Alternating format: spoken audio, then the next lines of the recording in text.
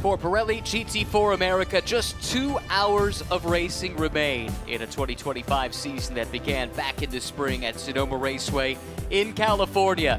We've crisscrossed the country and ended up here at the crossroads of America, Indianapolis, in the famed Brickyard, the Indianapolis Motor Speedway. This is the penultimate race of the season, with championships up for grabs in both Pro-Am and Am. The Silver Championship just about decided. More on that in a moment. It's a wonderful morning to go racing. 66 degrees in the air, light breeze as well. The fans have already come out because we know it's a busy day for racing as well, with the Indy 8-hour powered by AWS still to come later on today. Ryan Marine, Calvin Fish in the booth. It's Amanda Busick down in the pits. Cal, let's talk championships quickly. Kenton Cook, Kevin Boehm, they basically got this wrapped up in silver, but in Pro-Am and Am, still a lot to be decided. Oh, really, Ty? Just a 4-point margin there in the Pro-Am driver points coming into this weekend, and just 10 in the Am division, so all to play for. Expect those two classes to go down to the wire here on race day Sunday. And a great venue at which to do it. A historic place, opened in 1909, first Indy 500 held in 1911, and this road course has been here a quarter of a century now, amazingly. Opened in 2000, and in the last handful of years, Pirelli GT4 America in particular has put on some really good races at this venue. They really have. I mean, those two infield sections that we're looking at right now, this is the sector from turn 1 to turn 4, really allows good side-by-side racing, and again, at the end of the back stretch through 7 through 10. Field rolling out onto the racetrack. It's a deep field as ever. 29 cars set to take the start. And these are the pole sitters in the respective classes. Silver class pole to Vanderster Racing. They'll start third overall. Michael Cooper, who won a GT4 race here last month, blitzed to the front of the field for Black Dog Racing. And then Random Vandals, their M class entry, scored the pole in that category. Darius Trinka will start the car down in 16th overall. Here's a look at the starting grid. Your Rover Pole Award winner is Michael Cooper for Black Dog Racing, that McLaren. Next to him, Luke Hartog, the Dutchman, who's also racing in the 8-hour. He'll start alongside. Then it's Luca Mars for Vanderster. Jesse Webb from JMF Motorsports will share the second row. Matthew Bell and the P1 Group McLaren starts fifth, next to Gresham Wagner for the Rafa Racing Team. Jan Heylen is deputizing for Riley Dickinson this week and trying to help Kurt Swearingen to a championship. Mike David Ortman will start in the 8th position on the outside of row 4. Then it's Hannah Greenmeyer starting in 9th in the Aston, next to Alex Ellis of VPX Motorsport. Row number 6 belongs to Josh Green from Random Vandals Racing, and Kevin Boehm about to clinch a championship. He effectively has by taking the formation lap in the silver class here today. Eric Filgares, reigning champ, back in this series for the first time this year. He'll be joined by Spencer Capelli. Mark Miller will start alongside for Dome Motorsport. Matt Travis returns, a former series champion. He'll have Darius Trinka alongside. They start 15th and 16th. Then it's James Walker Jr., another title contender, this time in the Pro-Am class, next to James Clay, who too is trying to close out a title. It would be his third in 4 years. Anthony Gerasi comes into the weekend second in Am points. Michael Garcia starts next to him. Judson Holt from Fast Track Racing set to line up on the inside of row 11. Next to Muzaffar Ghafarov, who is making his debut. Joseph Catania and Tyler Stone all the way back in row 12. And Zach Lumsden from Flying Lizard Motorsports will start in row 13. 29 cars ready to go. Championships up for grabs, and one man who's thinking championship right now is with Amanda. And he's absolutely thinking championship with the hired gun that he brought in this weekend with Riley Dickinson, with other plans this weekend and other racing duties. And you said this came together at Barber. Why did you know Jan was the right fit? Well, we just know in a Porsche he's super, super strong and he's a talented guy. He's been doing this a long, long time, so super excited to have him with us. Well, you'll start ahead of the championship challenger here today. What needs to happen over the next 2 days to see a championship for yourself, Kurt? I think we just do what we've been doing, just keep staying true to our plan, just keep running good laps and just stay out front. 4 little points in Pro-Am. Anything can happen, guys. Doesn't take much. Swearingen trying for back-to-back Pro-Am championships, which looked like it was out of the question midway through the season, but they turned things around starting at Road America. They rattled off 3 straight wins, a second-place finish as well in the last 4 races, and all of a sudden, it's only a 4-point deficit. Yeah, and looking at the BMWs here this weekend, they seem to be a little bit on the back foot, so that could really give that group the advantage running the Porsche here this weekend. We'll do our best to keep you up to date on all the points permutations as they evolve. Championships, of course, front of mind for those that are in those battles, but a chance to win here at Indy as well. That is a prize in and of itself. That's always a great dynamic, right? You're thinking about a big win at Indy, championships on the line, some drivers with skin in the championship game, others without, and they're just going for broke. And Michael Cooper, as you said, has won here recently in a similar McLaren, so he's got the pace, and he and Tony Gables hoping to finish off the season on a high. That would mean a lot to the team that's based up the road in Chicago. Team boss Ray Sorensen spent many, many years working on Indy cars here at the Speedway, and it's always special for him to come to IMS as well. Right now, he's got a pole-sitting car for the first time in his Indy career. It is Michael Cooper looking for the green flag with the Rapid Dutchman Luke Hartog alongside. Really good getaway for the American Michael Cooper.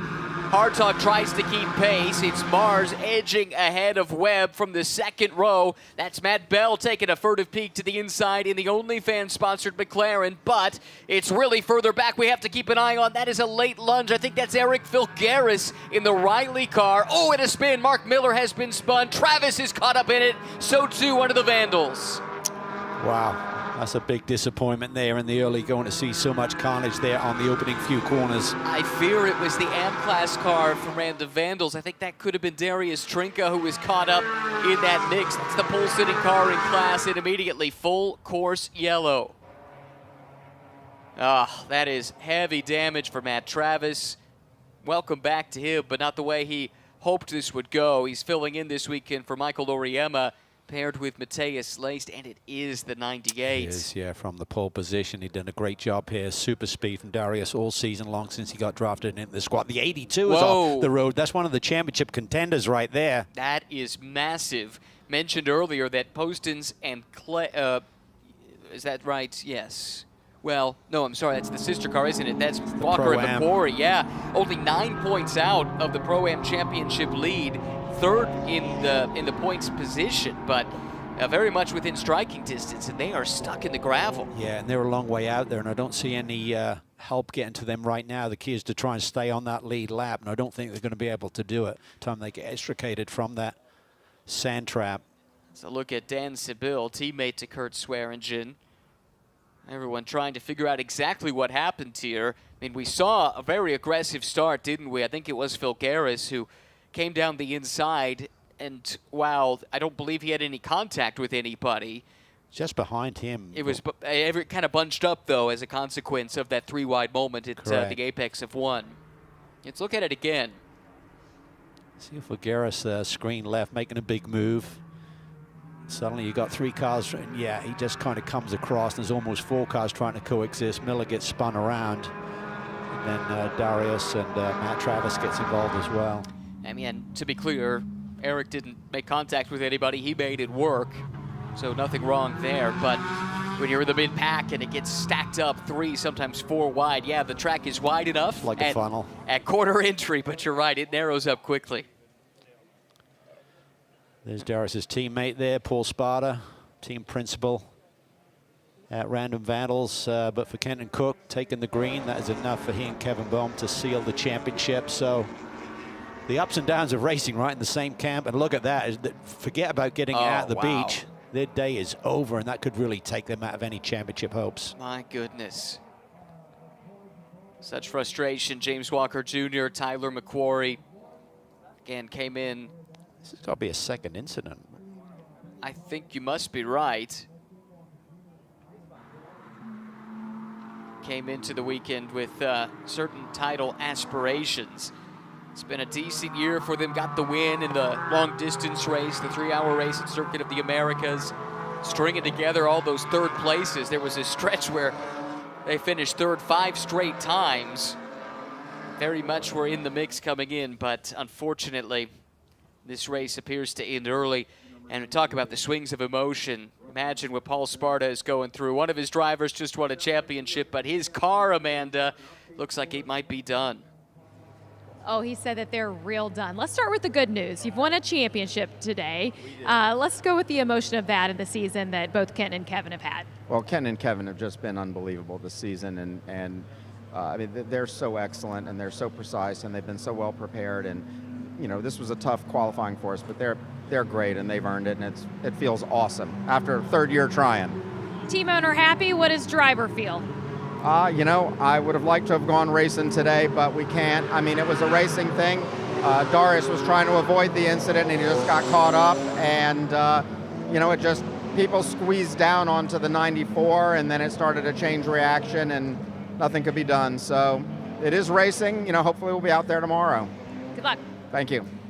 And adding to that yo-yo of emotions for Paul, remember their car, we thought last night it qualified on pole for the Indy 8 hour, only to have its pole time taken away due to a post-qualifying technical inspection in an infraction that was found. The car was deemed to be underweight. So, I mean, they've been all over the place emotionally the last 24 hours. Yeah, the ultimate roller coaster, that is for sure. So the team is performing at a high level with really fast race cars, but, you know, with the drop of the green, they realized they clinched one championship, and then just a few hundred yards further down the road, one of their cars from the pole is taken out. Obviously, they have skin in the Pro-Am Championship game with the 94 car, with Josh Green and Sam Craven coming into this weekend with a 4-point margin over the ACI team, and the 82 car was next up. And I'll kind of simplify the math there, just really a two-horse race at this point moving forward.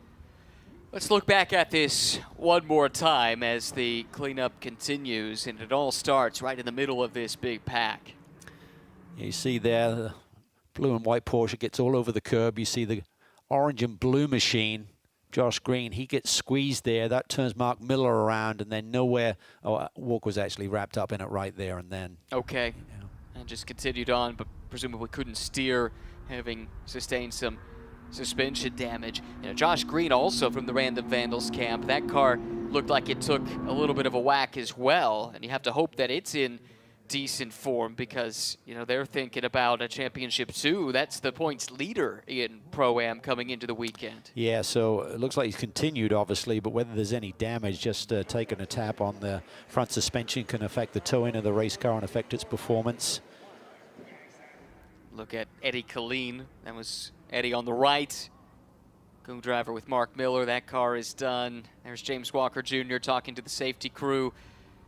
And have to describe it as a trudge, I'm afraid, back to the safety vehicle. That is a dejected James Walker Jr., and you're not used to seeing that. He's usually got a big smile on his face. And this is, you know, he's pumped up, he's okay, so he's taking it in good spirits. But you start thinking about a championship season at the conclusion of the previous one. So this is a year-long campaign to be in this position, to fight for a championship, and to see it happen, and then go up in smoke within just a few hundred yards of the drop of the green flag is so disappointing. You think about all of the effort that goes in, the tentacles of a race team, now it all comes together to be here, and all of the emotion and the build-up and, you know, the pressure that develops, and then to see it just suddenly just get exhausted like this is really hard to take.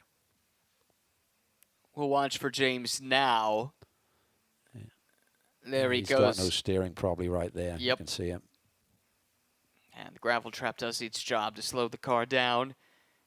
Prevents him from making any contact with anything hard. But, boy, it doesn't make it any easier for him, does it? And the time ticks away quickly behind the safety car here under full course yellow.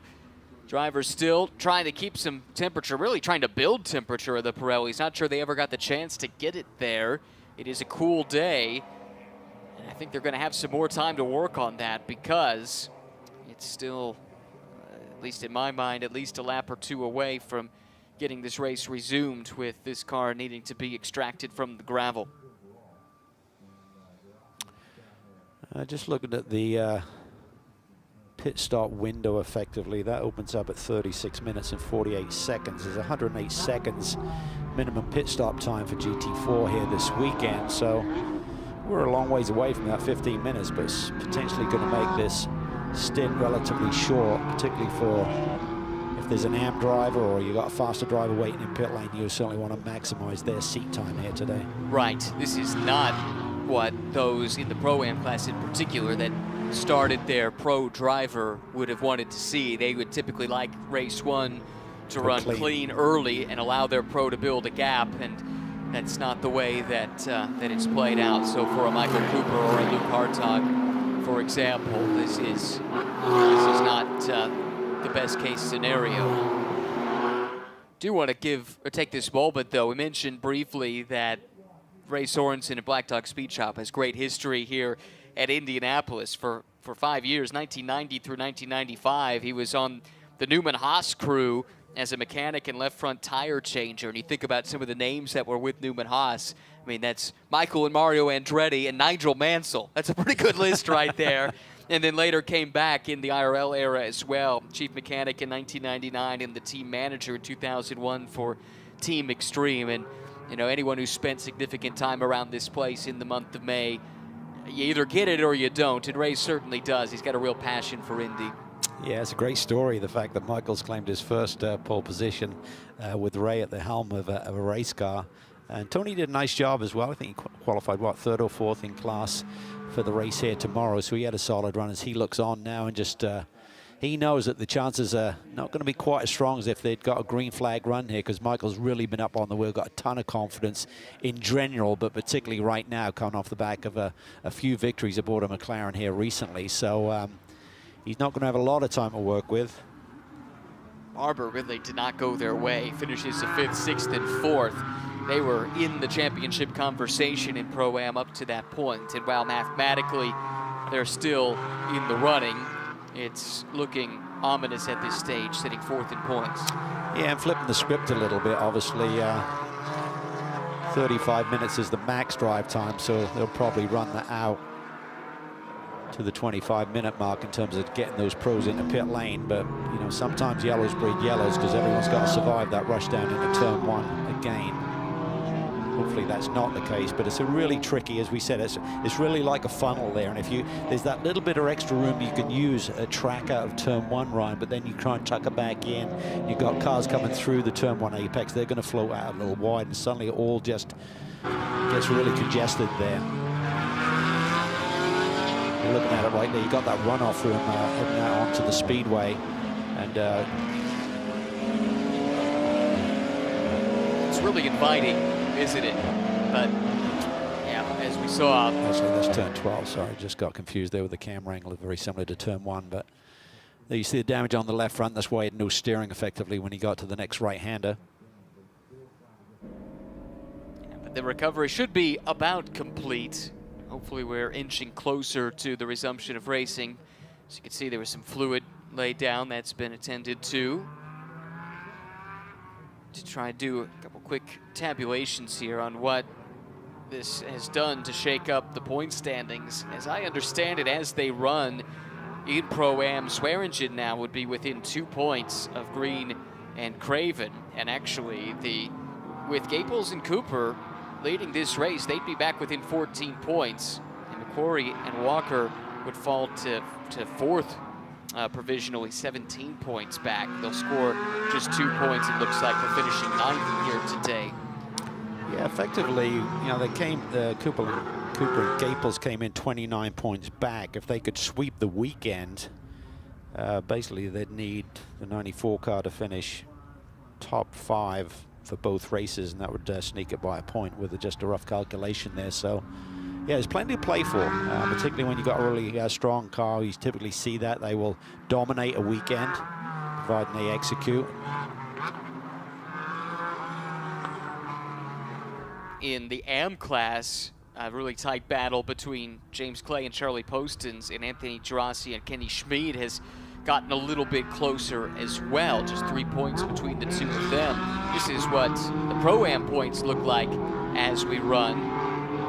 As you can see, Green and Craven on 204 points, just 2 points ahead of Swearingen. Yeah, and to my point, like Cooper and Gaples are gaining 15 today. If they gained another 15 tomorrow, that would put them 1 point in front of Craven and Green. Yeah, it doesn't take much. To your point, Still a lot to play for here in the final hour and 46 minutes, 23, 22, 21 seconds of the season. Amazing how fast the year has flown by. Maybe while we have a chance to reflect on it. The year that Kenton Koch and Kevin Boehm have had to be able to clinch the title effectively 2 races early just by taking the start here and gets the job done. You know, Kenton, this is capping off in part what has been a tremendous season across the board, but for Kevin, I mean, just a handful of years ago, he was a club level racer, national champion, but had yet to make a foray into pro racing, and then since then, championships in touring cars, and now up to the GT4 level. It's been amazing to watch his ascension. It really has, and you know, he's got such great support from the Random Vandals group and with CrowdStrike, but certainly from his wife, who's been there through it all. They rolled the dice a little bit by putting all on the table, so to speak, in terms of making his life as a pro level driver, and it's certainly been rewarded. So days like this are extremely satisfying. They got a lot of family and friends here this weekend, a lot more at home just watching on. So, you know, just what a year. I mean, 7 wins plus 2 podiums. So the only 2 times they were off the podium was in P5. Obviously one of those was at Coda, so that took a bit of a bump in the points there, but nonetheless just super consistent. The 2 savviest drivers that you find in this field. They always seem to find a way and stay out of trouble typically, so just an amazing run. I think it's one of the reasons why the pairing is so good. They're both deep thinkers, and they approach the racing from a pretty similar perspective. And when they were paired up initially, kind of got the sense that this is likely to be a fruitful partnership. Yeah, on paper they looked extremely strong, right, with the Random Vandals squad running it. Certainly a great combination, and they've pulled through, but it's, you know, you still got to make it happen. There's so many bumps in the road that you can have during a championship season. This is the car that came into this weekend with the AM Championship lead. James Clay, Charlie Poston's just done a tremendous job. 2-time champs, had a rough year last year, but still got to victory lane a number of times, but coming into this weekend with a 10-point lead, but right now they're running behind the car that is closest. Right, so it'd be down to 3 as they run. And that, yeah, that means it's going to be really tight. I mean, when they won the M-Class title those 2 years in a row, they kind of did it in dominant fashion.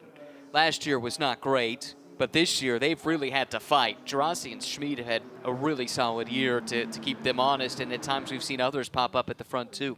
We certainly have. Just a quick shot there at Tyler McQuarrie. I wonder what he's thinking there, seeing his teammate obviously beached and out of this race. So rough day. I mean, they really kept everyone honest, stayed right in the hunt, just 9 points back coming into this weekend. They've been a model of consistency as well with the win and 6 podiums on the year. So it's rough, man. I mean, I've been here before when you think there's a chance at a title and you get the big build-up coming into the race weekend. To see it end so early is devastating. It's a punch in the guts. It is. To bring it back to their teammates in the M-Class, though, did see that Charlie Poston's announced prior to the weekend that this will be his final race weekend with the team. He said it before, I know. Geez, like Brett Favre.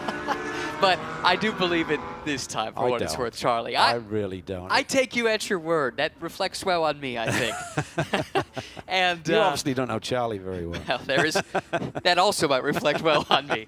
No, we kid because we care. I mean, they've been so much fun over the last few seasons, and it's true. They've been talking for years, like, well, we should probably go out on top. And you know, last year, they get to Thanksgiving, it's like, oh, maybe Christmas Day. Oh, yeah, what am I going to do with myself next year? And it's like they have too much fun. I think they love their racing, but I think they just love the camaraderie and the chemistry they have, not on the racetrack so much as off. They just enjoy being around each other for the weekends.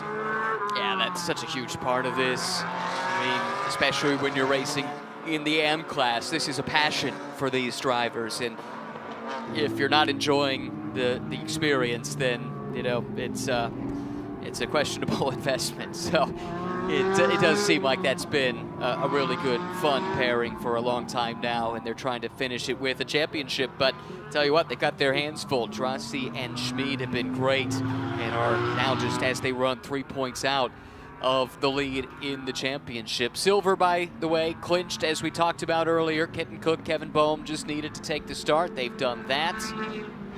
And now the fight is somewhat for second place. Tell you what, you saw Tyler Gonzalez and Gresham Wagner throw everything they had at Kenton and Kevin, didn't we, at Barber the last time out, but just wasn't quite enough. Yeah, no, it wasn't. It was always going to be a tough sled against those two guys aboard the CrowdStrike Racing entry, but they gave it the all. It's been a fascinating battle, and keeping them honest. 2 wins on the year for the 68 car and 4 podiums as well. Won the second race at Barber, of course, so they've had a great year. And talk about a dynamic duo. Gresham Wagner and Tyler Gonzalez, they're two future stars in their sport. Well, they're stars already, but I think they're going to climb to even greater heights. No doubt in my mind, and Toyota certainly has noticed what they've been up to.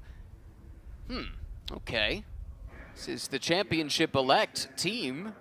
That's a tire change, not on schedule. Well, there's a lot of debris down there in that turn 1, 2 chicanes. I wonder if Kevin just cut down a tire. Well, this is why you like having your championship wrapped up nice and early. Exactly. And you may have looked at the points. There were 50 points on offer here this weekend with the doubleheader weekend, but the fact that there's only 8 cars that score points in the silver class means that they're guaranteed 4 points today, which puts them out of reach for the 68 car going into tomorrow, even if the 68 car won and Kevin and Kenton finished there in P8. Great look from overhead, this vast facility. Not sure people can totally grasp the size and scale of the place until you visited it, but it does blow the mind when you come here for the first time. It's incredible. You know, when you just walk around the facility, you go to a different area of the grandstands, just the sheer stage that it is, and you talk about what Roger Penske has done here. It's just immaculate, and it's such a big facility to keep in that same vein. You know, it's an amazing commitment. We were telling the story about Kevin Bohm and Kenton Cook. We saw the car in the pit lane, and Amanda might be able to tell us what the cause of the pit stop was. Yeah, Ryan, the entire team is surrounding that tire that they took off of that BMW. There was a puncture in the tire that's assumed that they picked up from the debris out on track. All right, yep, spot on as usual, Cal. Well, it's pretty much a solid debris field down there in turn 1, unfortunately. Maybe the biggest surprise is that it seemingly only affected the one car, to be honest. That is very true. Again, under full course yellow for an incident that occurred back on lap 1 down in turn 1. It was a 4-wide moment that bunched the field up, and while 4 into turn 1 works, 4 at Apex rarely does. And end result is several good cars have been eliminated. James Walker Jr., Mark Miller, Matt Travis, Darius Trinka all out of the race. Second drivers already limbering up. They've got the helmets on because we're not too far away from the pit stop window opening. Better news, though, is we're not too far away from a restart. Lights off on the safety car. Yeah, we're only about 90 seconds away from that opportunity to make the pit stop, do the minimum stop time, and then not exceed 35 minutes for the second stint driver. Quite a few drivers then will not get much green flag running here in race number 1. Expect that strategy call to come relatively soon for a good chunk of the field that will want to get that driver change done nice and early. Others, like the race leaders here, will probably delay as much as possible to maximize as much as they can the time for their strong drivers. Yeah, and I think next lap by, they could start to peel in there. So as you said, the leaders will stay out, try and maximize their seat time. They can stay out there all the way to 25 minutes on the board before they have to hit pit lane. Here we go, coming through the 12, 13, 14 section and up onto the front straightaway, looking for a green flag that will restart this race for the first time in over 20 minutes. Michael Cooper sees the green flag, pulls a little gap over Hartog. Luca Mars, leader in the silver class in the white and blue and green Aston, taking a look to the inside. Oh, that was a late lunge. Jan Halen, not backwards, not coming forward, and he does. Touches with the Supra. Wow, that was a pretty aggressive move there by Jan, putting his car in kind of harm's way, and he took a little clip there. Front ends on these Porsches, who we've seen in years past, can be pretty vulnerable, but it looks okay. You don't want to get into those front radiators at all, so he'll continue, but that is our championship contender that he shares that car with. Jan is a veteran. He's been in these positions before. He'll know he needs to think big picture for the teammate he's trying to help out here this weekend. Mike David Ortman pops out of line. He'll challenge for position now, fighting with the Supra from the Rafa Racing team. Gresham Wagner trying to hang on to the spot, fighting tooth and claw, but Ortman making the outside line work. Oh, now 3 wide, and yet Jan Halen thinks he's got opportunity here, tucks it down the inside. This is going to get really tight as they go through that turn 11 apex. 2 silver class cars battling. Halen from the Pro-Am class trying to get mixed up into that as well. Settles back in, doesn't want to make it 3 wide down at turn 12. Ortman still side by side with Wagner, and now we see several of the cars, as expected, peel off and head for the pit lane. 36.48 was the time that had to be on the board. Obviously, we're beneath that right now, so roll of the dice here if you're staying out. But certainly want to maximize that seat time. But Jan Halen, when was he last time in championship heat like this? Well, just last weekend, and he pulled out for another GT4 championship for himself. Exactly. He's been in this position. He's also been called in to deputize. He did that last weekend at Petit Le Mans too. So he knows exactly what is at stake here. But he's brought in to be aggressive. You know what you're getting when you hire Jan Halen. You certainly do. He's not afraid to put it all on the line. Matt Bell having another really strong run here, coming off that great victory that they had in race 2 at Barber just a few weeks ago. He sits there in P4 right now, 3rd in the Pro-Am division. Cooper with a really good restart. He's been able to pull the gap up close to a 2nd already. Here come those pit stops. And Gresham Wagner hops out of his Supra. Tyler Gonzalez set to get in. JMF Motorsports also covering with the early pit stop here. It's Jesse Webb and Jonathan Neudorf swapping roles in the race car.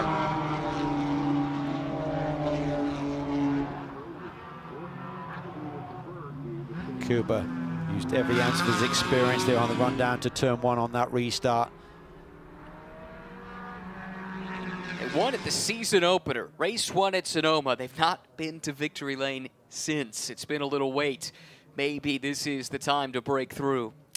Well, he bookended the season in another championship, so maybe he can do the same thing here at Indy, Michael Cooper, in terms of winning the opening round and winning the final race of the championship season, or final weekend at least here today.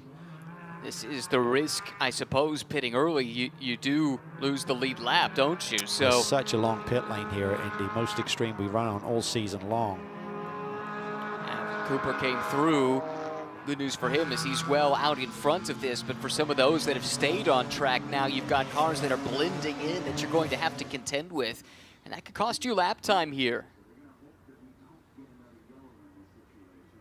Look at Matt Bell all over the back of Luca Mars, who has the silver class lead, sitting in P3 overall in that Van der Steur Racing Aston Martin. Jan Halen now sitting in P4. Most importantly, that is 1 position ahead of the championship leaders from Random Vandals. Josh Green behind the wheel, and for Josh Green, I would say the good news is, looking at his lap times, that the car seems healthy. Got really right in the mix there in that contretemps down in turn 1 on the opening lap of this race, but the car seems okay. Poston's going to be jumping in here. James Clay turning the wheel over to him here early. The front fender of that car has been punched in. So they were that in the middle of it. That could have been from a previous race, knowing James. It's a possibility. It certainly is. Still, that battle has resumed now with 2 different drivers, JMF and Rafa, out on track. Cooper will stay out. I think they'll stretch this as long as possible. I think there's a McLaren behind the Aston Martin. I can't quite see him at the moment. This is Matt Bell to the inside here of Luca Mars. This is the 3rd place car in Pro-Am going around the silver class leader, and it's also the most recent winner in the Pro-Am class. Matt Bell and Alex Vogel with a huge breakthrough performance in the 3rd race of the triple header weekend at Barber. Yeah, it's just interesting to see the different greenhouses, as they call it, kind of the frontal area of these race cars, and that's why the McLaren is super strong. Just will be a little slicker through the air by not having such a tall frontal area. Here come the leaders through, but we're waiting to see the first car that has made its pit stop, and is Jonathan Neudorf right here in the Aston. Technically a lap down to the leaders, but leading the train of cars that has made a pit stop. Gonzalez is 2nd of that group. Then Braden Arthur, Spencer Pompelli has taken over for Eric Filgaris. etc. Really everyone, more or less, from 11th place on back has made the required pit stop within the window. Tyler Gonzalez there, putting the heat on. This is for position. This is a battle currently for P3 in the silver class division. P3 as they run. See where it cycles through with a couple silver cars yet to pit. Mars and Ellis. We have a penalty to report. That is for the Catania car. Short pit stop time. They'll have a 3.5 second roughly post-race time penalty coming their way. Yeah, so they basically 3.5 tenths shy of the minimum 1 minute and 48 seconds that you have to hit. It's a multiplier of 10. Be within 2 seconds of that minimum stop time without being forced to suffer a drive-through penalty.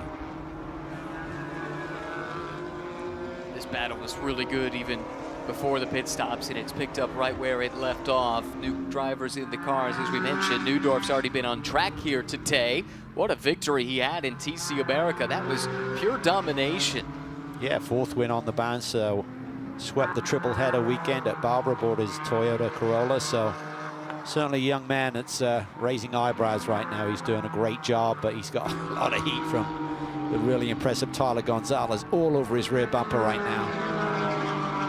Tyler Gonzalez teamed up with Gresham Wagner, champions respectively in the last 2 years. The Toyota GR Cup now teamed together here in Toyota's GT4 effort with the Rafa Racing team. Couple of wins on the season. Yeah, he thought about a move there. He's really working him over, gets to his flank.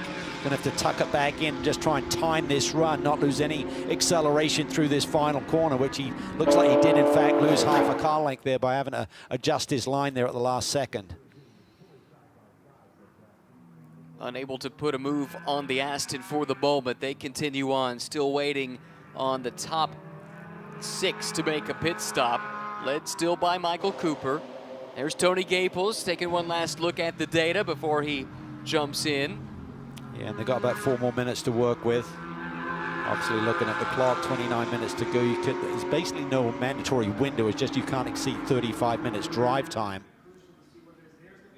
Van der Stur elects not to take any further risk. They're going to get that pit stop done here and now. Luca Mars will hand over to Max Hewitt. You mentioned Jan Heijwen's championship a week ago in a GT4 car. It was shared with young Luca Mars, wasn't it?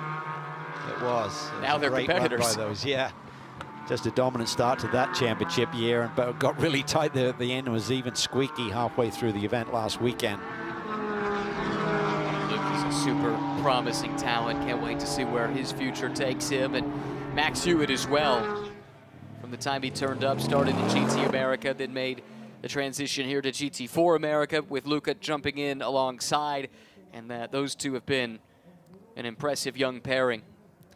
This is a long pit lane to sit there at 50 kilometers an hour. It just feels like, what is going on? You see the cars flashing by at about 150 miles an hour on the front stretch. This is not a track where you want to take a drive-through penalty. I mean, we see a long pit lane at places like Road America, but there at least the track is really long as well. Here, a drive-through penalty costs you the better part of a lap. It does. There's 68 seconds just to transition down pit lane. And obviously, with the mandatory driver change, you're allowed a minute 48 to get all of that work complete. No tire changes in this championship, unless you have a problem like we saw with Kevin Boehm a little bit earlier in this race. Hewitt fresh into his Aston, coming under pressure here. I think this is for position. It is. This is for the de facto lead in silver, depending on the Alex Ellis pit stop, and through is the JMF car. Neudorf is in fine form, takes the position away as Hewitt tries to get back or get into his rhythm for the first time. Not an easy place to be parachuted into. Next, he's got to deal with Tyler Gonzalez, and it looks like Tyler's able to jump to the inside. Yeah, he was literally pushing him through that corner without any damage, and looks like the Ass got a bit more acceleration than Supra, so Tyler's got to work hard here to just kind of elbow him out here as we see the other JMF car with Brandon Arthur now behind the wheel, looking for a way through as well. Looking to cap off a rookie season. Braden Arthur sizing up Hewitt. This is Aston versus Aston here, and he's got a nice run, doesn't he, coming up onto the front straight. Look at pit lane. Someone's getting a bump. That was Ellis into Halen, interestingly. Pitting from 5th and 4th, respectively. Oh, that was really interesting. Yeah, a little reaction there. Going to take a look at that. Gonzalez feeling the pressure, made that little move to the right. Question is, was that in reaction to the move behind, or was he proactive enough not to draw the ire of race control? Here's VPX. Alex Ellis, his job done. Danny Dashelski getting in. The body language of different drivers where when they're in a hurry over about 6 feet.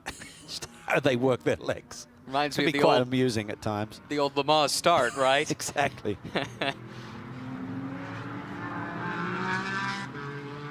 Parts of me missed that. I mean, I never saw it, in fairness, but only on the film reels. But anyway, always thought that was an evocative piece of footage. And I guess we get it to some degree with the driver changes these days. Some maybe a bit more fleet of foot than others, to your point. All right, Gon Halen is out. Now Kurt Swearingen trying to wrap up a championship and then sneaking into the pits in the nick of time from the lead of the race, Michael Cooper. Yeah, taking it right down to the wire, trying to maximize Michael's pace here. Hartog follows him in as well. So everyone will have been on pit lane now. Obviously, the leaders have the ability to maybe stretch it that little bit further. Obviously, if you're about 10 seconds back of the lead, you couldn't do this extra lap. Arthur now fighting with Hewitt side by side into one, and they're going to have to deal with cars leaving the pits as part of their battle. Kurt Swearingen right there to his flank. That's not what Swearingen wants to see. These are cars not in his class that are duking it out. Up into the conversation as well, it's the Porsche that's now Spencer Pumpelly driving. The car started by Eric Filgaris, fielded by Riley Motorsports this weekend.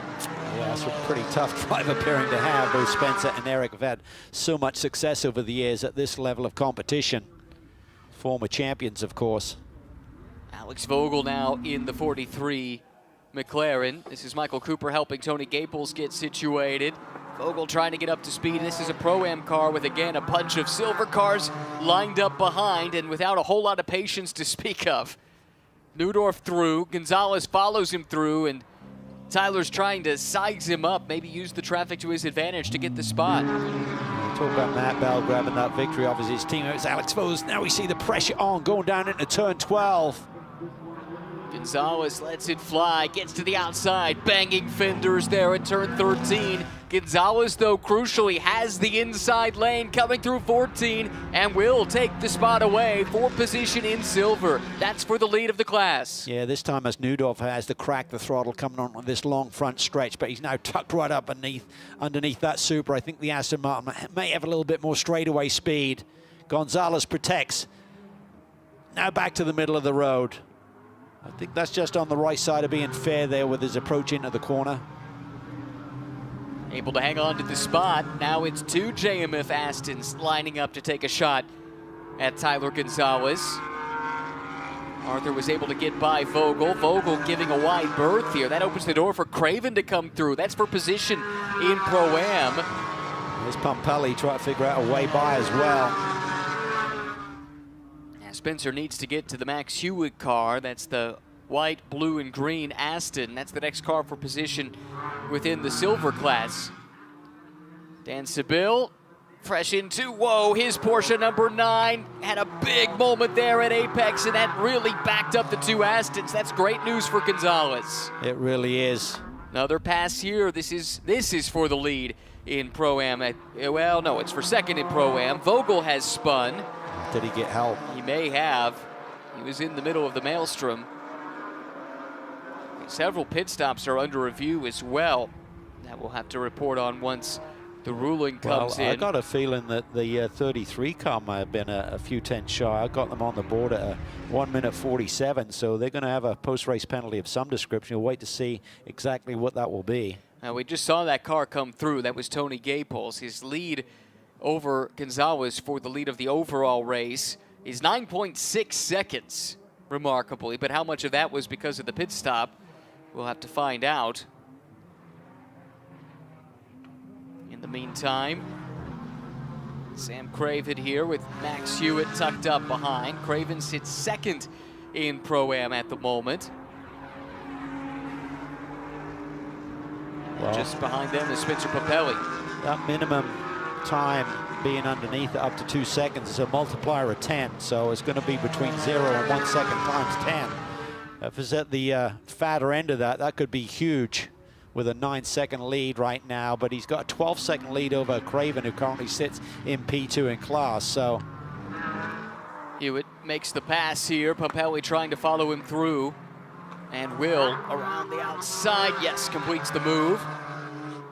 Craven now getting a little further away from the class leader, Tony Gaples.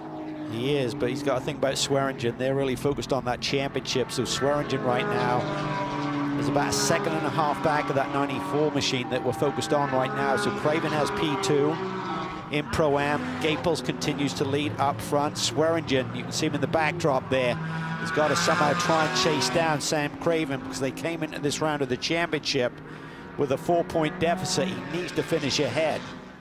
Yeah, simple as that, to try and keep the championship alive right now. Some work still to do. Here's Swearingen. His last lap. Let's check that here in just a second. Looks like he might have been able to edge just a little bit closer. Yeah, he's about 7/10 quicker. Championship points as they run. Swearingen on the wrong side of this one by just 7 points. Yeah, losing 3 points today as they run. Second to third is a 3-point delta. So he needs to reverse that, because it would be a 6-point swing. And that would make it just a 1-point deficit going into tomorrow. So that is huge right now. And there you see it right on track. The orange and blue BMW, that is Craven. Swearingen sits there a second plus back.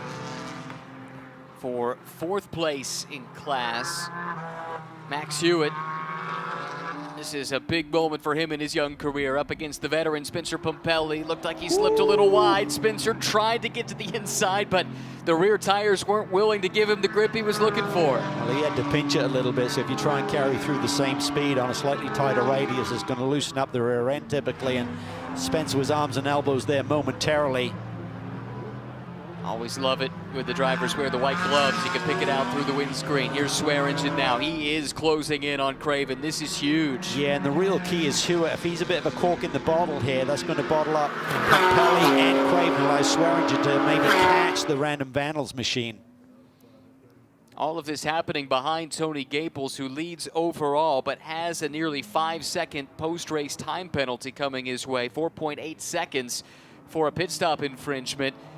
Again, Papelli looking to go the long way around here. Can't make the move, though. Hewitt doing a great job fending off Spencer Papelli. When you make that little error in calculation on pit lane, it was really just half a second, just under. That turns into 4.8 post-race. So you're really thinking about, wow, that is risk versus reward going in the wrong direction. At the moment, it wouldn't cost them any positions in class. Cost them the overall win, but that's not their priority right now. If they can score maximum points, then they could go into the final day of the season tomorrow and say, hey, there is a chance we can still pull this thing out if things break our way. Yeah, right now it'd be a 7-point swing, would put them 22 back, so it'd take a win at least to keep the door open. And maybe even just starting the race for the 94 car would be enough, but lots of time left on the board for that to change here today. Oh, 72 in trouble. Yeah, and that's a championship protagonist in the M class. That cost him a whole boatload of positions. Catania is through, Garcia is through, Stripling is through. So from second in class all the way down to 5th, with their championship rivals now leading the race, and with a 25-point margin as they run. That would mean it would be effectively over as they run. Yeah, that's incredible, because sometimes you make a little mistake in this race, a few cars will go by you, but they are all cars in the same division as you mentioned, Brian, so that is a massive moment there for Schmid. Wow. Because, yeah, at the 25-point gap, just by starting tomorrow, then that would be enough for Charlie Postins and James Clay to secure the advantage. So now Schmid desperately needs to pick up a couple more of those spots. Yeah, because even if they didn't start the race, it would be a 25, it'd be a tie, and they have more wins on the year, so they have the tiebreaker in their hand, the 36 squad does. That was a huge moment in the season for the M class there. Whatever caused Schmid to go wide and cost him all those positions. Danny Dushelski, can he make it 2 for 1? He's certainly thinking about it. The car that he's racing side by side with, the Aston, that is for class position. Swearingen is not. Looks like he is able to get both of those positions, and now Hannah Grisham will try and follow him through. Great awareness there by Swearingen, recognizing that 2 out-of-class cars were making a move on him. I wonder if he's got a spotter up in the stands as well, making him aware of that. Jan Halen looks on, been drafted in for this weekend, as we said, with Riley Dickinson busy at Coda, I think, this weekend. Yes, racing for a championship himself in Porsche Carrera Cup North America. That would be his 2nd Carrera Cup North America title if he were able to secure it. It's almost a shame to have to break up that duo, though, with the run of form that they've been in as of late, right? I mean, you look at what Riley and Kurt had been able to do, 3 wins and 4 podiums in the last 4 races. The only non-win was a 2nd, and that's helped them get in this position. But you have to understand, Riley has a championship to look after on the Carrera Cup side. Postins likes to leave the door open here as well. That's the black, red, and white machine you see right there. The number 36 car just trying to keep check of the championship picture, the big picture. He will have news that the car that are closest to him in the championship chase, the 72 car, just at a moment is now down in P5. So Charlie, don't do anything silly. Don't fight those other out-of-class cars. Afraid though, some of those were class cars. That's that's cost right, him a couple of positions. Garcia, that's right. So that drops him down to 3rd, and it makes it a 15-point deficit as they run. And there is a longer penalty than I had realized for Gaples, I think. Maybe I misread that earlier. We have a different penalty here. This is car 3. Neudorf also with a 5-second post-race time penalty. That's for passing off track, but,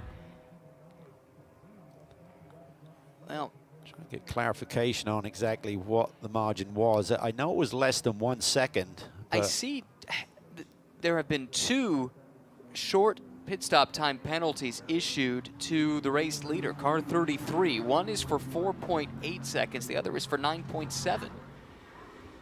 We're going to need to get some clarification on that. At the moment, neither of them would cost them the lead of the race in class, but it's pretty close if it ends up being the bigger one. Craven is not too far away from being within that window. Yeah, and the importance of that is not only the win for Black Dog Speed Shop, Sure, of course, but also if Craven could suddenly be within whatever the penalty is going to be of Gaples and he gets maximum points, that just swings it even more back to Swearingen to set the championship day up tomorrow. From a 7-point lead, it would turn to a 14-point lead, so that is huge potentially. Gaples has been caught by Tyler Gonzalez. This is for the overall lead of the race, the silver class leader. Gonzalez has separated himself from the rest of the pack a little bit, but Gaples is not an easy guy to get around. And that's on full display right here. No, and he takes his racing extremely serious. He says several weeks out from an event, he kind of really knuckles down with his fitness regime, his diet, and everything else to be ready for race day. And they want to finish off the season on a high, and he will have the information, and that can be super frustrating for Tony to say, hey, you got the championship lead, the nearest competitor is 6 cars back, but we have a penalty to serve, and we'll try and get clarification on exactly what that is. Gaples leads the field down into turn 1. This is costing Tyler Gonzalez time, and it's letting Jonathan Neudorf start to make some inroads. Neudorf's getting closer and closer. That last lap, roughly equal lap times, but now Gonzalez really with some traffic to contend with, and that clearly cost him some momentum through the 5-6 chicane. Now down Holman Boulevard, Gonzalez will want to make this pass as quickly as he can, but the McLaren is rapid in a straight line, and Gaples doesn't even have to go on the defensive. He didn't feel threatened at all. Gaples fending off the challenge. Gonzalez. This is going to be aggressive. Oh, he got to the flank, and he got into the side of the McLaren. Somehow both come out on the other side. Yeah, I mean, really fortunate there for Gonzalez. I think Tony was going to go for a ride. So Tony's being super feisty here. I think he needs to have more messaging from the team to say, don't fight him, Tony. Just tuck in and try and run the laps. You don't want to be defensive and compromise your lap time. It's all about your position in the gap back to Sam Craven, who's the second place runner in Pro-Am. Yes, an overall victory is nice. That's the cherry on the cake, but don't give up the class win here today by fighting too much. And it does sound like it's likely to be the longer of those two penalties that is coming for the 33, so not the initially reported 4-second and change penalty, but 9.9 seconds. That's nearly 10 seconds. Sam Craven is just about 10 seconds behind Gaples right now as they run. In the meantime, there's a battle to be determined on the racetrack as well. Tyler Gonzalez, Jonathan Neudorf. Neudorf trying to make it 2 for 2 here today after picking up the TC America win earlier this morning. Neudorf was probably loving what he was watching there with Gonzalez, trying to figure out a way to get by the feisty Tony Gaples there. That was some pretty heavy clout there. Both drivers did a great job not to spin out, particularly Tony being on the outside. Neudorf looks to the inside. Gonzalez tries to react late. Tell you what, these late moves in the brake zones, Brian Till, the race director, and the group up there are not going to like that, the stewards. And this car is already under some scrutiny because there was an incident under review. That's for that lunge on Tony Gaples a couple of laps ago. That came from a long way back. I mean, yes, there's an opening there and there's extra curb you can use, but it's still very risky.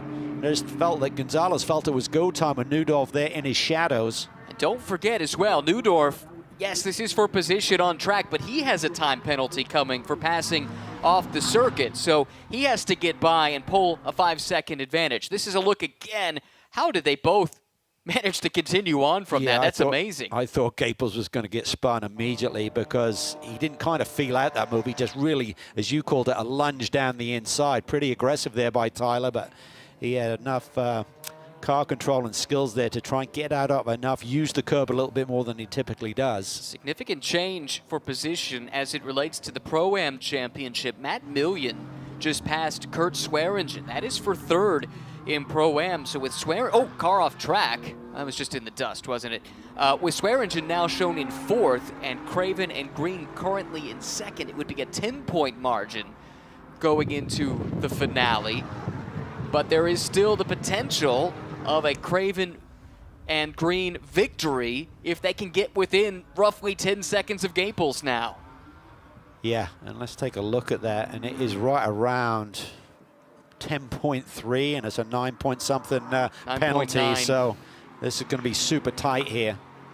Well, this has now become a battle for position on the track because both of these cars have 5-second time penalties coming their way. That actually puts Braden Arthur in the catbird seat in the silver class. He's within 5 seconds of both of these two, and as long as he can stay there with now a penalty coming for Gonzalez as well as for Neudorf, it could be that Braden Arthur and Mike David Ortman would take the win. Yeah, that's a great point there. So these two guys are basically on the same penalty probation right now, so they can fight out for the position, but they've got to escape Braden Arthur by 5 seconds. And for Arthur, too, remember, technically he did win the race at Road America, but he didn't actually drive the car. This would be the first time he'd have a chance to win one, if I'm not muck that up, where he's actually been in the car in the race. All right, we'll deal with that later. Right now, Arthur has caught Gaples and will want to dispense of him quickly because he needs to stay within that 5-second window to potentially steal the win away here. Gaples, on the other hand, is trying to lose as little time as possible. Craven on the last lap was a little slower than Gaples, so that's good news for Tony, Michael Cooper, and Black Dog Racing. Yeah, Tony has got his head down. This would be massive for him. A win here at Indianapolis. He is doing an amazing job. I think that's why he didn't want to give up that track position, even though it wasn't for the class lead earlier in the race. But he's just got to focus now. Let that 4-car go. Braden Arthur, just follow him, Tony. Just try and keep that gap over 10 seconds over Sam Craven, who sits there in P8 overall. And right now, Tony Gaples has no bigger fan than Kurt Swearingen, because should that position change due to the penalty and Craven get around, it would become a 17-point lead for Green and Craven, whereas it's 10 as they run. This is like a qualifying session here for Tony Gaples. He's just got to keep pushing and digging and using every ounce of performance of that McLaren right now. Just fascinating stuff here. It's all about the time delta. Team will be giving it to him. Good news is he's got a fast car immediately in front of him. Just follow him, Tony. Just push, push, push.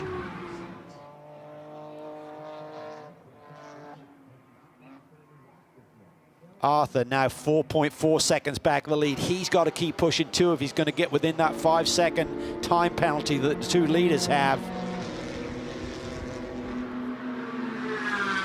Catania, Garcia. This is a battle for the M-Class lead heading down into turn 1. Catania down to the inside. Garcia trying to do the big swoop, setting it up. Stripling is right on their tail as well. 1, 2, 3, you're looking at it here for the M-Class victory. Garcia hanging on here. Oh, super close. Catania has it. Garcia there, Stripling there. Somehow Postins and Schmid both have been shuffled back. Those were the two that figured to be fighting for the championship. I think Catania and Garcia have post-race penalties as well.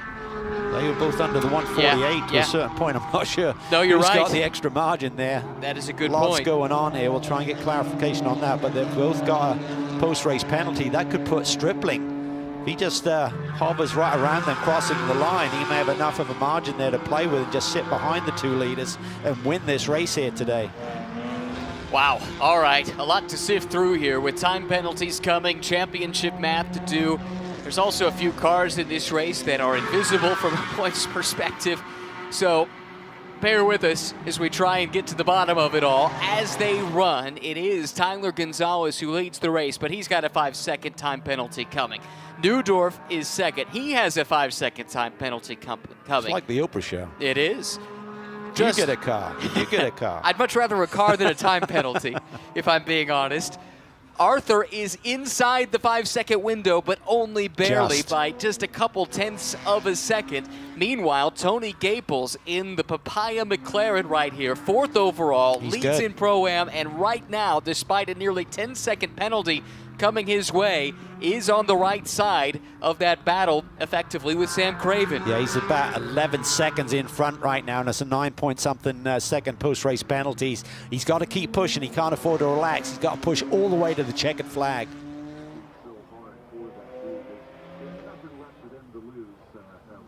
Looked like we saw Kenton Cook closing in on Sam Craven as well. Kenton, haven't had a chance to talk about him much since the very beginning, but effectively champion-elect now, along with Kevin Bohm, by virtue of starting this race in a wild and crazy race like this one. I mean, they had a puncture under yellow, for heaven's sake. As I said before, they have to be thrilled that they came into this without any championship pressure of significance. Well, Gonzalez is now gapped third place Arthur by over 5 seconds. So as they run right now, he's got to keep pushing. He's got the margin up to 5.163. That is enough for the win, potentially. Newdorf, what a slide a moment ago. That might help explain why he's dropped off the back of Gonzalez in recent laps. Under 3 minutes to go. Now the question is, can Newdorf pull enough of a gap to hang on to the spot over Arthur? Can Arthur find anything left in the tank to get just fractionally closer? It's trending the wrong direction, though. It's now up to 5.5 seconds first back to third. Yeah, it looks like Gonzalez may have it under control. He can't afford to have any traffic here in the last couple of laps or so. He needs to keep the pace up. Tony Gaples needs to keep the pace up. He's now got that spread up to 12 seconds. So for Sam Craven, he may be thinking, no, this is a big championship day. Yes, I'd love the victory. I can push, push, push. But does that create risks for him in terms of trying to close the gap to Gaples? He may be just sitting there thinking, I'm comfortable with this. This is a big day for us. Well, and Craven's day's not done either, because Matt Millian is actually starting to close in and is within a second of Craven. However, Sam's got Kenton Cook as a tail gunner, the Silver Class sister team, so maybe that will help. Kenton sits between Craven and Millian at the moment and could really help by playing some interference if he can.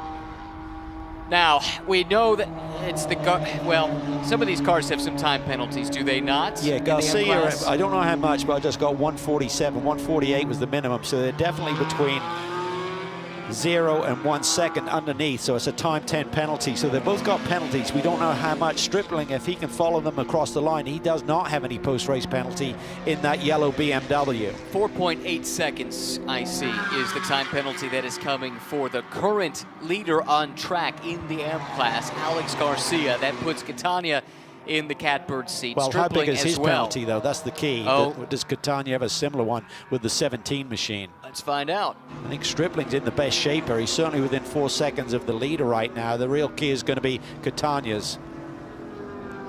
3 seconds we're hearing for Catania. So Stripling right now, if he knows that information, doesn't have to force the issue. Just stay within 3 seconds of the car in front of him. There you see it, 3.45 post-race penalty for Catania. 4+ for Garcia. And potentially, this could then promote Poston's up a couple of spots too, and that helps in their championship bid, because the higher up you get, the greater the disparity in points right between positions. And so running ahead of Schmid right now, that's good, but if they could run even one position ahead, but in second and third rather than down in fourth and fifth, that would help increase the advantage.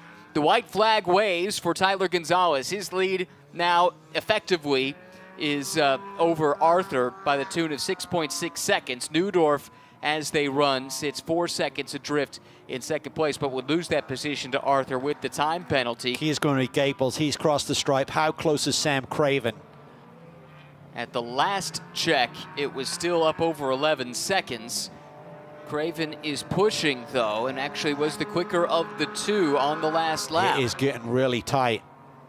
Definitely not done yet. I think it's about 10.3 seconds, so Tony Gaples has got to push on this final lap. Has to be the lap of his life if he's going to hang on with that big penalty coming their way for the short pit stop.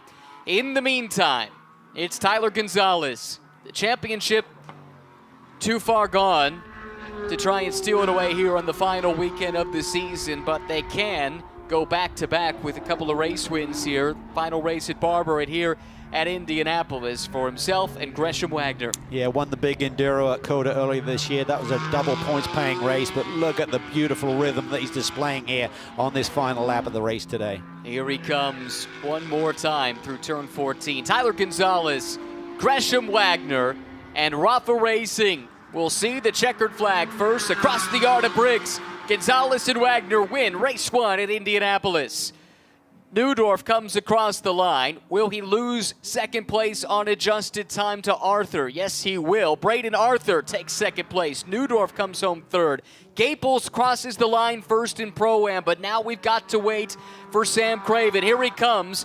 Orange and blue car needs to be within basically 10 seconds to steal the win away. Comes up just a fraction short. Gaples, Cooper, and Black Dog win at Indy. Yeah, basically he was 10.7 seconds back or so. Yeah, great job by Tony Gaples. Just got the hammer down. Super feisty run. Fortunately did not get turned around with that contact with Gonzalez. Black Dog Racing Speed Shop 1. Opening round of the championship. Win here in the final weekend. And in the AM class, Stripling takes the win. Garcia and Catania finish second and third, but on the final lap, how about this? Kenny Schmid got around Charlie Postons to inch closer in the championship. And we will show you just how they got the move made. Oh, that was down at turn 7. Schmid around the outside. That is good stuff. That is massive. 10 points coming in. That'll cut it down to 8 going into the final round of the championship here tomorrow morning. Wow, and neither of them were close enough to take advantage of the time penalties that came to the cars ahead of them either. Wow. Tell you what, Pirelli GT4 America, seems like every race we're stuck trying to sift through some of these different permutations. This one was no different. Gonzalez survives the time penalty to take the win officially by 2.4 seconds over Braden Arthur. JMF denied their second win of the day. They'll have a chance to get it, though, later on this evening, of course, as they are racing in the Indy 8 hour. But it's still been a tremendous day for that team. Let's think about this. They were 1-2 in TC America. They finished 2-3 here. So 4 potential podium finishes, and they're 4 for 4.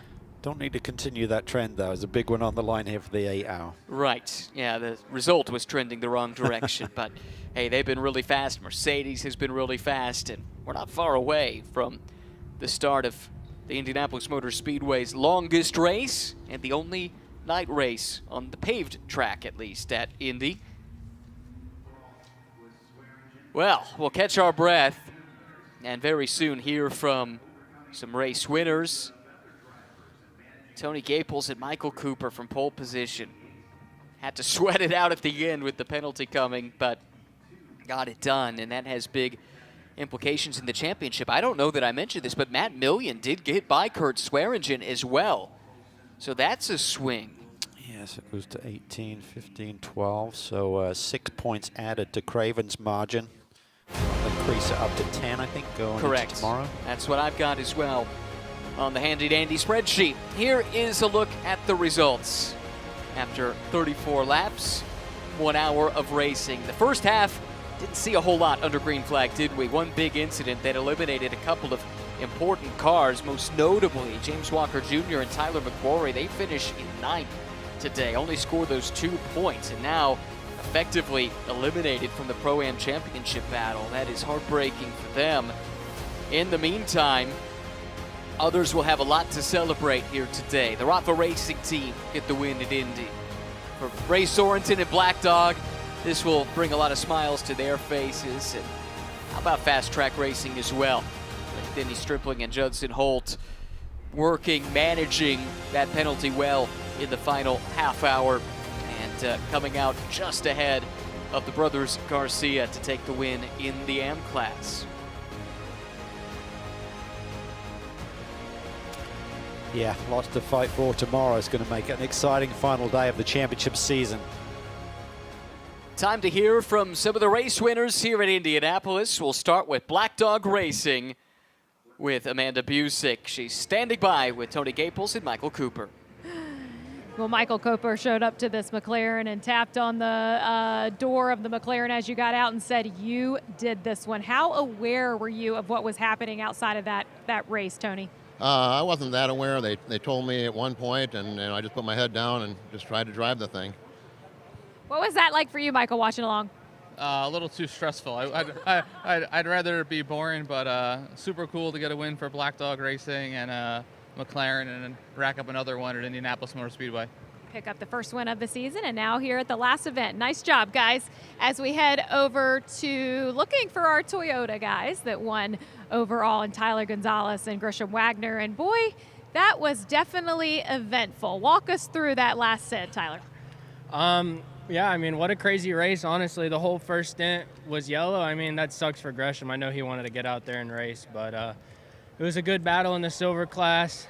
I thought I had a little bit more breathing room than I did, and when I caught up to the leader of Pro-Am, it was a little dicey here and there, but I knew I had to get around him in the tight technical stuff. We just didn't have anything for him on the straightaways, so I made it happen. There was definitely a little contact. It's all good, hard racing, but just super happy that we could keep this Toyota Supra up front, bang off a couple good laps at the end, and keep these Rafa boys on the top of the podium. And Grisham, we do know that the championship is already wrapped up in the silver class, but the season pairing between you guys, what intention will you have for tomorrow? Do the same thing, maybe with a little bit less drama, but you know, when you got somebody like that gets given a 5-second penalty and then can go and put 5 seconds on the field, it gives you a lot of confidence going into tomorrow that he's going to give me the car in a great spot, and I'll just try to wrap it up front. All right, and congratulations to that winners. But we got some first-time winners over here in Judson Holt and Danny Stripling. And, man, I get to tell you, you get to kiss the bricks here, Judson. I do get to kiss the bricks here. Man, we are so excited. What a dream come true. You know, this has been a great long season, and, you know, we wanted that P1 all season long, and there it is. Yeah, it was great. Thank you for to SRO. Thank you for Pirelli. Thank you to the team at Lupi Tortillas. Thank you to my co-driver, Denny Stripling, and all the folks at home that are watching us and been cheering us on. And Danny, did you know everything that was going on out on track with all the time penalties? I did, and that defined the strategy. I'm not sure, Lucas in front of me, I'm not sure he knew, and he was like, oh, thou shalt not pass. And I'm like, bro, I don't want to pass. We're good right here. So the whole strategy the last 5 laps was just stay in touch, stay in touch. We definitely could have battled, but hey, you got to play the strategy game. Just like Judson said, Lupi Tortilla, best fajitas in Texas, check it out. I mean, we got to thank the Fast Track Racing team, our engineers, everybody. This was a team win, 100%. Strategy, team win, great pit stop, put us where we needed to be. Unfortunate in the yellows at the beginning. I feel bad for everybody that got caught up in that, but I mean, it just changed the whole strategy of the race. It was amazing. I drove my rear end off at the end there just to stay right where I needed to stay, and it came out great. We're super excited to be here at Indy and take P1. Congratulations to our winners here in race number 1. Ryan, Calvin, I think you guys get some winner nods too for getting through all those penalties. Thank you, Amanda. Yeah, that was not the most straightforward race, that's for sure. Congratulations, though. That's a good point. A first win for Judson Holt and Denny Stripling. They were on the podium in 4 of the first 5 races, but finally break through for the win. Points in the silver class, as we talked about. Cook and Bohm have clinched by virtue of starting today's race. They've extended that gap now to an insurmountable margin. Gresham Wagner, Tyler Gonzalez with the win, solidly in possession of second place ahead of Braden Arthur and Mike David Ortman. Jesse Webb, Jonathan Newdorf shown down in 4th. The Hannas, Greenmeyer and Gresham have jumped up to 5th with Colin Garrett and Zach Anderson not here this weekend. Wind starting to pick up here at Indianapolis. That's interesting to note ahead of the big 8-hour race to come this afternoon. Let's look at the Pro-Am standings in Pirelli GT4 America.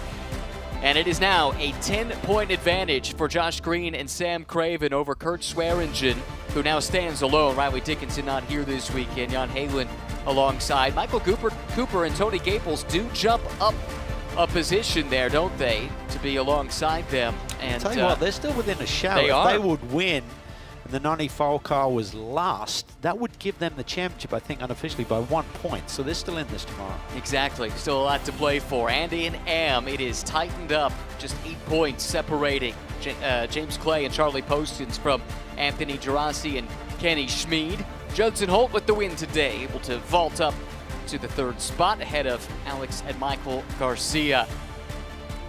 Still really tight title battles, though, in the M class.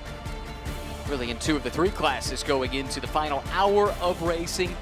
And there is the threat of rain tomorrow as well, to spice this up even further, as if we needed it. Yeah, if championships aren't stressful enough anyway. You throw a curveball with the weather, it's going to be a lot cooler either way, and certainly a threat of some rain throughout the morning. A look at the beautiful Brickyard Crossing Golf Course, 4 holes of which are located inside the Indianapolis Motor Speedway grounds, which go quiet for the moment, but very soon the silence will be broken with the next running of the Indianapolis 8-hour powered by AWS, and again tomorrow to close out the season for Pirelli GT4 America here in Indy. The race started with a bang. It was Michael Cooper on pole position, but look at the mid-pack here. 4 into 1. It doesn't work. Tipped around was Mark Miller. Nowhere to go. Matt Travis, Darius Trinka, and others. James Walker Jr. too eliminated in this moment. Cleanup took about 20 minutes time. It ate up a good chunk of the first stint. When we got going again, though, really good racing and a green run to the checkered flag to close out this race. Field totally mixed up as you would expect. 3 different classes overlapping. Pit stops had a big part to play. Those who executed benefited. Those who didn't had extra work to do, as was the case for Tyler Gonzalez here in the second stint. First, he had to race his way up into the lead in the class, and once he got there, he had a fight to try and build a margin to withstand the penalty that was coming their way for a short pit stop. This was a late lunge, trying to take the overall lead of the race. Ultimately, that's actually what the penalty came for, wasn't it, for that car? It was a 5-second post-race penalty, not for something in the pits, but the result was the same. Gaples, at the time, nursing a penalty of his own, had to keep a lead of roughly 10 seconds to hang on for the victory in the Pro-Am class. Ultimately, he did so, as did Gonzalez for the overall win and the win in silver. Championship still to be decided on the final day of the season in 2 of the 3 classes.